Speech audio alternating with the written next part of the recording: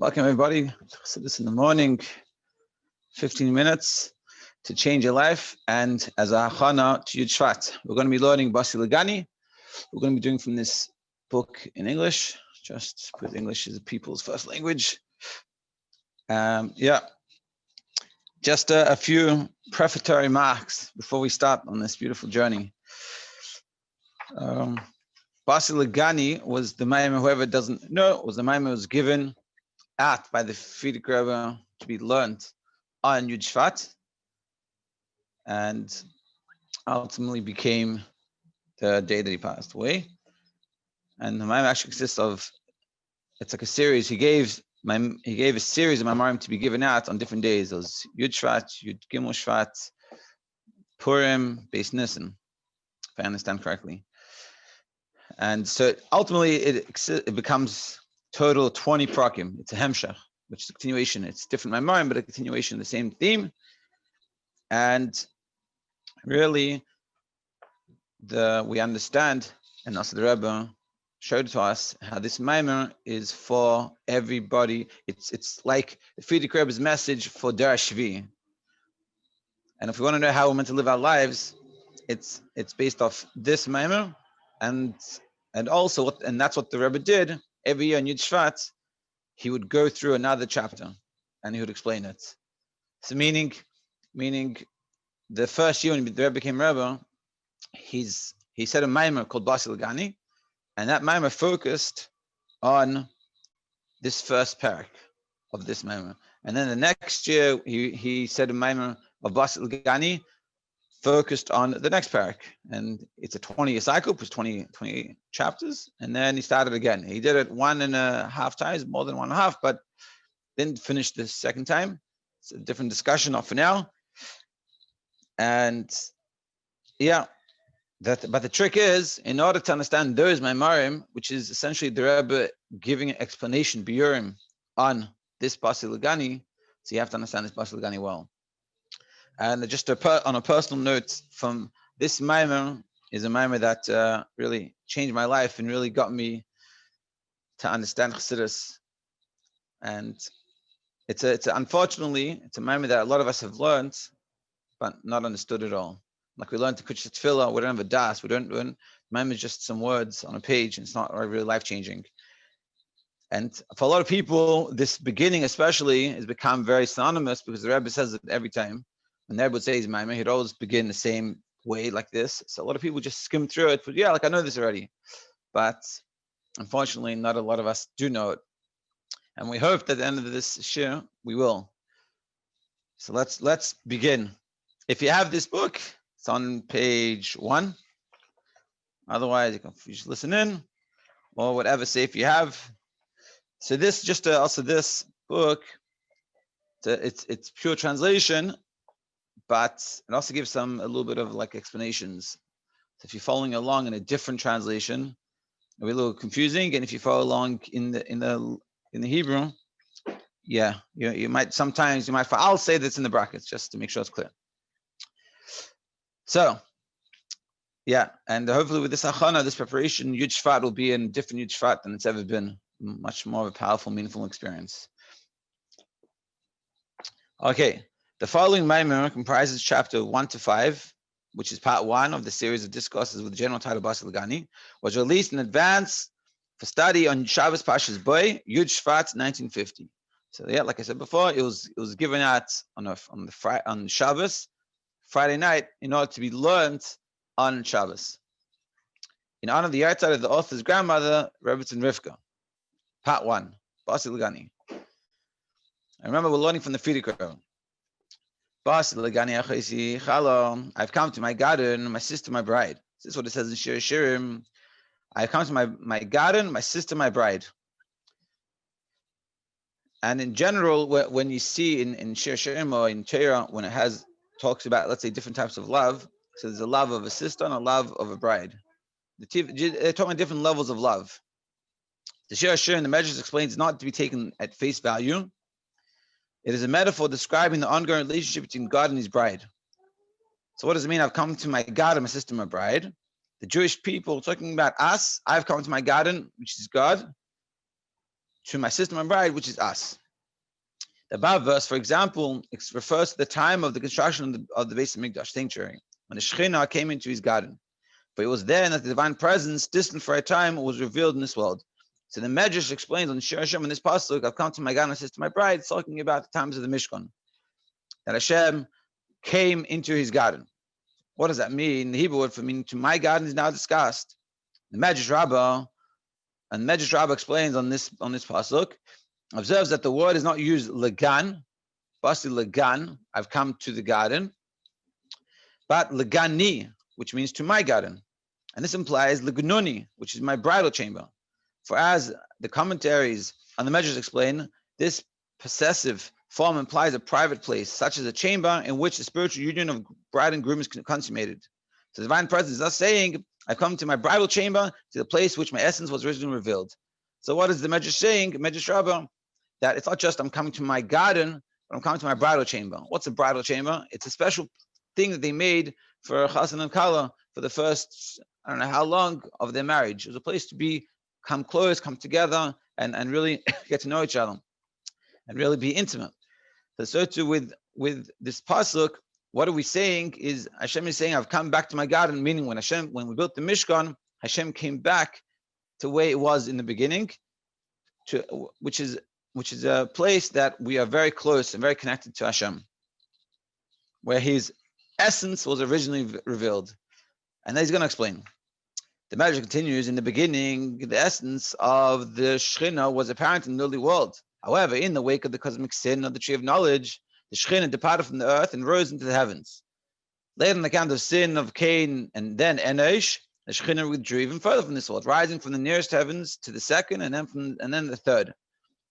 Later, the sins of the generation of the deluge caused it to recede from the third heaven to the fourth, and so on. This progressive recession of the revealed divine presence is alluded to in the wording of the verse related to Adam and Chava. So, heard the sounds God, he alluded to in the wording of the verse related to Adam and Chava, heard the sound of God walking about in the garden. So Rabbi notes the verse does not say the expected form of the verb mahalech, which is going, rather mishalech, which is just a jumping. So what is he saying like this? That in the beginning, Hashem was here. The world was created, so to speak, perfect. Hashem was here. Divine presence was felt. It was clear. It was all elikus, and it was very clear. And there was some ra, but it wasn't mixed. There were two separate things, and it was very clear. The tangibility of God was clear. The do a mitzvah was much easier, much more. When you did something right, you felt the difference. Everything was good and clear. What happened? Adam and Chava ate from the tree of knowledge, and then elikus departed. That sensitivity that you had for elikus, the clarity of elikus in the world, disappeared. It went up a level. That's why he says. That's why Rebbe says. It doesn't say mahalech that Hashem was walking the garden. It's mishalech, was jumping, meaning it through that sin it jumped out of him. Doesn't mean godliness disappeared, like we don't see it anymore, like it's not here anymore, as much as it's not sensed anymore. The ultimate goal of our lives is to have that sensitivity for godliness, of sensitivity for a mitzvah, sensitivity for the opposite of not doing a mitzvah. That's what a tzaddik is. A tzaddik doesn't, he hates doing an avera. It's not like he doesn't want to do it. It's disgusting to him. Why? Because he feels that he's sensitive to it. And what we want is that sensitivity. And what it was in the beginning, it was that sensitivity. It was very clear. And what happened? So then Averas came. Adam and Chava did an Avera, and then that sensitivity went up a level and was less sensitive. One level less sensitive. Then Cain, and then Enosh, and then the flood, and all these big Averas cause that godliness to feel God, so to speak, doesn't feel at home anymore. So he leaves. It's like you're in a relationship with somebody, you do something hurtful. So the person sort of separates themselves from you. Now it could be not a total separation, but it could be a little bit of a separation, and they're not as comfortable anymore. They're not as open and honest and that level, and they don't feel comfortable to talk to you, and your relationship it gets tainted. And this is exactly what happened. In the beginning, elikus was here, begoli, you felt it, you lived with it, it was easy. But then they didn't have air, and then it went away a little bit, and we didn't feel that anymore. We lack that sensitivity, and it keeps on going worse and worse. And it was seven big averas that moved it away all the way up to the seven heavens, which means that sensitivity to godliness was very, very diminished until the times of Avram, where it was pashut They just served the idols all day. The Medrash proceeds to explain that after the sin of the 7 generations had caused the divine presence to withdraw 7 spiritual levels from its initial manifestation in this world, the 7 tzaddikim arose whose divine service drew the divine presence down once more into this world below. So then came 7 tzaddikim, starting with Avram, and it brought it down progressively down below. Avram, Yitzhak, Yaakov, I think Levi, Kahas, Amram, and ultimately Moshe. And they brought it down back into the world. Through the merit of Avram, the Shekhinah was brought down from the 7th heaven to the 6th. Avram made the sensitivity to Likus a little bit easier, and you could be more sensitive, a little more than what it was. Then came to the merit of Yitzchak, the Shekhinah was brought down even more from the 6th to the 5th, and so on, until Moshe, the 7th of these tzaddikim, and all those are 7th are cherished. This is what the Frierdiker puts in from Frierdiker Rabba, but it's always in every Maim of Basi LeGani this was put in. All those are 7 are cherished. Kol Shvivin Chavivin. That means that you and I are in the 7th generation. The way the generation works, whoever gets confused, is that the generation works off the Rebbe. So the Alter Rebbe was the first generation. Then came the next Rebbe, the middle Rebbe. That's the 2nd generation. And we are the generation of the Rebbe. So we're the 7th generation. The Kol Shvivin Chavivin means we are special. And the Rebbe explains in the Rebbe's Maim about this, that we're special, not necessarily because of our actions of what we've done, but because of where we come in the place. We have an Alter Rebbe, so then we have a 7th, and that's us. But the point we have to realize that we are special, and we have a special mission. Our job is to bring that revelation, that sensitivity to Likus down here, back to where it was.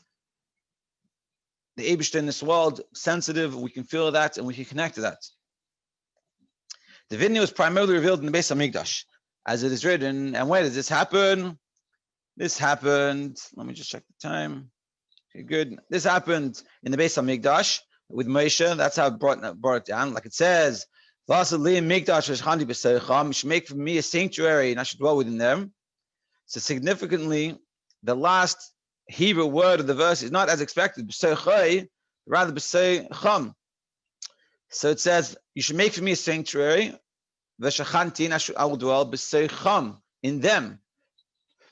Hashem says, make for me a mishkan, and I should dwell within them. Why is he saying in them? It should be in it. So the reason why it says in them, because b'seicham means within them, for Hashem desires, he has a craving to dwell, he craves a dwelling place within each individual Jew, that Hashem wants to live within us. That sensitivity causes us to have Hashem. The ultimate purpose is that Hashem wants to live in this world. Means he wants to have this revelation. He wants to be comfortable in the world, just like you have a house. You imagine you have a house and you have a guest over. The ultimate goal you want is that guest feels at home. And the more we connect to Hashem and the more we do the right things, the more we make a mikdash, the more Hashem can feel at home. If our house is dirty, so to speak, or if we're not doing the right things, and Hashem is not welcome. But if we're doing the right things, Hashem is welcome. The more right things we're doing, the more welcome he feels. And the more we work on that, the more he feels that way. And that's what we're trying to do. We're trying to make this place, so to speak, our house, within us and within the world around us, a place where God feels comfortable to come. This concept can grant us insight into the verse, Tzaddikim yusha aretz v'yishkun la'ad aleh. It says that Tzaddikim will inherit the land and should dwell within it. Now the righteous will inherit the land, dwell from on it. Now the word la'ad, he translated forever, recalls the word ad in the phrase Sheikh Ad Mamakodesh. So what does it mean that Tzaddikim will inherit the land and will dwell upon this forever? First, we're talking about Tzaddikim in the context of Yam Chilkom Tzaddikim. We're all Tzaddikim, which is all of us. How do we inherit the land? For like it says, Sheikh Ad Mamakodesh, he who dwells forever, exalted and holy is his name. Meaning, our verse may thus be understood as follows: the righteous will inherit the land, which is an allusion to Gan Eden. The tzaddikim will Gan Eden. Why? Because they cause he who dwells forever, exalted and holy is his name, to dwell and be revealed in this physical world. How do you inherit the Gan Eden? Is through bringing Hashem down here. He who dwells forever, meaning godliness, elikus, holy is his name, to dwell down here. With this in mind, namely the revelation of the divine presence in the Mishkan, and more particularly in the revelation of the divine dimension with ourselves, in our own Mishkan, we can better understand the interpretation of the pasuk Basi LeGani. as I have come to my bridal chamber, i.e. the Shekhinah, he speaks of its return to the original location of its essential abode in the midst of the nether being. So what does it mean? Basi, LeGani, I've come to my bridal chamber. Hashem is saying, in the times of the Mishkan, I came back, I feel comfortable enough to come back into my house. The world was his house, and we ruined it, and so he left. There were seven Averis, and he left. And he said, I'm not comfortable anymore in here, and I'm out of here. And he left. And then through different people, starting with Avram and going down to Moshe, ultimately to Moshe, he brought it all back down. Hashem said, I feel comfortable again. And we're going to explain further what that means in general. And then we're going to discuss how do we do it for ourselves. Because the question is, it's nice that we're talking about that they built a Mishkan, 7th generation. Well, how do we build our Mishkan? What do we need to do within our lives to make God feel comfortable? We want to have a revelation of godliness. We want to feel the Elikus. We want to feel connected to God. How do we make him feel comfortable in our surroundings? To be continued, to learn about that tomorrow.